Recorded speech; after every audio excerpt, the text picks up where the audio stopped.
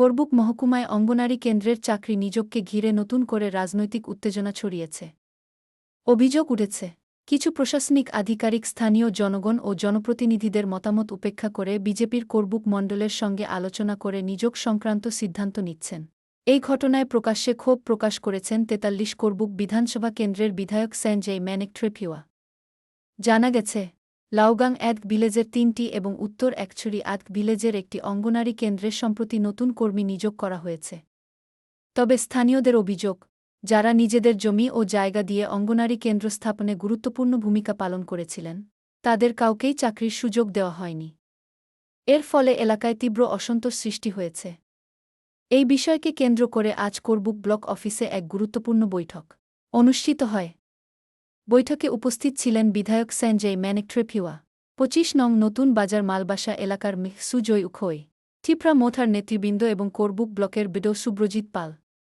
দীর্ঘ আলোচনায় নিযোগ প্রক্রিয়ার স্বচ্ছতা, কীভাবে এর থেকে উত্তরণ করা যায়, নতুন যে সিস্টেম, এই সিস্টেমেটিকটা খুবই খারাপ। এর জন্য শুরু থেকে আমরা এখন করতে চলেছি। এটা কতটুকু পর্যন্ত তাদেরকে সমাধান করা যায় ওইটা নিয়ে আলোচনা, বিভিন্ন বিষয় নিয়ে আমরা উত্থাপন করেছি, বিভিন্ন বিষয় নিয়ে আমরা আলোচনা করেছি এলাকার ডেভেলপমেন্টের জন্য। এর মধ্যে আছে আজকে সিডিপিও সাহেবের সিডিপিও সাহেবের পক্ষ থেকে যেগুলি আমাদের আশা ছিল, সে আশার কোনো মতেই হচ্ছে না। তার জন্য আমরা আলোচনা করছি। আজকে সিডিপিও সাহেব নাই, উনি যদি আসলে এখন পুনরায় আবার আমরা আলোচনা করব, সেটা নেক্সট বিষয়ে আমরা আলোচনা করব। নেই আজকে, সেটা আমরা নেক্সট টাইমে আপনাদেরকে জানাবো। si তিন পার্টি তিন বাকি ইরো এমএলএ দङ, অথচ এমডিসি দङ, তারপরেও ইরো অফিসার রক সিডিপিও সাহেব যেন সায়াগৈ, সিডিপিও সাহেব যেন জানাইয়াগৈ যেভাবে মন মানি খাই দङ। মানে ইরো যারা গরিব একদম, যারা যে পরিবার একদম নিধি, সেই নিধি পরিবার মাইয়া, কিন্তু যারা নিধি পরিবার তারা সেই নিধি পরিবারদেরকে বঞ্চিত করে অন্য যারা সচল পরিবার আছে তাদেরকে দেওয়ার, এটা কিন্তু আমাদের চোখে এসেছে কয়েকটা। এর জন্য আমরা সিডিপিওর কাছে এসেছিলাম। আজকে সিডিপিও নেই, উনি কয়েকদিন পরে আসবেন।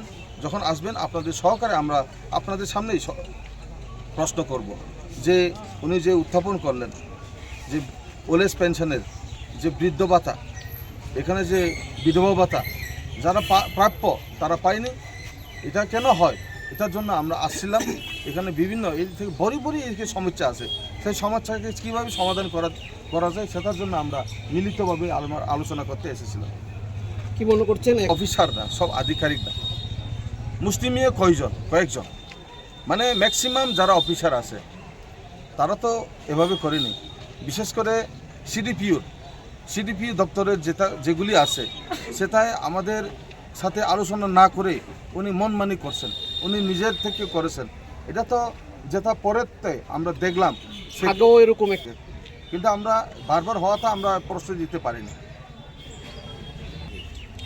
আগামী দিনে পদক্ষেপ তিঙ্করাই বাবু জানবো, মিনিস্টার তিঙ্করাই বাবু আপনাদের থ্রুতে আপনারা জানান তিঙ্করাই বাবুকে, মিনিস্টার কেন ওনার যে ডিপার্টমেন্টের লোক আধিকারিক ডিভিশনাল লেভেলের কেন এভাবে করছে? নিশ্চয়ই ওনার নলেজে আছে। যারা একদম আমরা দেখছি যারা গরিব পরিবারে তাদেরকে বঞ্চনা করেছে, যারা মোটামুটি সচল পরিবার তাদেরকে দেওয়া যে যুক্তিসঙ্গত, কোন যুক্তিসঙ্গত নিয়ে তারা এভাবে করছে? নিশ্চয়ই এখানে কোনো একটা গলতি আছে, থাকতেই পারে, কোনো একটা গ্যাপ আছে। আমার মনে হয় গরিব পরিবাররা তারা মানে অনেক কিছু দিতে পারে না, যার কারণে তাদেরকে বঞ্চনা করা হচ্ছে। আর যারা সচল পরিবার তাদেরকে দেওয়ার পেছনে কারণ কি থাকতে পারে, এটার মধ্যে প্রশ্নবোধক চিহ্ন আমার কাছে আছে এবং আপনাদের কাছেও সে প্রশ্নবোধক থাকতে পারে, সবার কাছে সেই প্রশ্নবোধক চিহ্ন আছে। সেটাকে কিভাবে সেই প্রশ্নবোধক চিহ্ন পর্যন্ত আমরা গিয়ে কেন এভাবে করা হলো, কেন বঞ্চনা করা হলো, যারা প্রাপ্য ব্যক্তি, যারা নিধি ব্যক্তি, কেন তাদেরকে বঞ্চনা করা হলো, এর বিরুদ্ধে আমরা আগামী দিনে আওয়াজ তুলব। যদি বারবার যদি এভাবে করা হয় তাহলে আমরা বরদাস্ত করব না। আমরা ত্রিপুরা মথার পার্টি আমরা নিশ্চিন্তভাবে আমরা আগামীতে আন্দোলন করব।